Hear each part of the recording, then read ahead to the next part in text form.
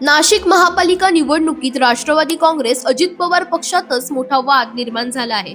प्रचार संपण्याच्या अंतिम टप्प्यात प्रदेशाध्यक्ष सुनील तटकरे यांनी 4 उमेदवारांना माघार घेण्याचे आदेश दिले आणि संबंधित प्रभागांमध्ये शिवसेना एकनाथ शिंदे पक्षाच्या उमेदवारांना पाठिंबा देण्याचे निर्देश दिले। मात्र या आदेशांना उमेदवारांनी थेट नकार दिला आहे। प्रभाग क्रमांक 1 मधील उमेदवार वंदना पेलमहाले यांनी उघड शक्ती प्रदर्शन करत माघार घेणार नसल्याचं जाहीर केलं आणि थेट प्रदेशाध्यक्षांनाच आव्हान दिलं आहे।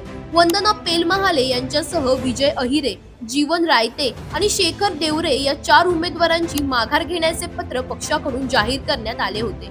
शिवसेना शिंदे गटाकडून आलेल्या तक्रारीनंतर हे आदेश देण्यात आल्याचं सांगितलं जात आहे। मात्र उमेदवार प्रचारात पुढे गेले असल्याने आता त्यांनी आदेश धुडकावले आहेत। यामुळे युती असूनही मैदानात मतभेद स्पष्ट झाले असून राष्ट्रवादी काँग्रेस अजित पवार पक्षातील हा वाद निवडणुकीत चांगलाच तापला आहे। दरम्यान तुम्हालाही अशाच राजकीय रिलेटेड अपडेट्स हव्या असतील तर इंडिया लीडरला फॉलो करायला विसरू नका।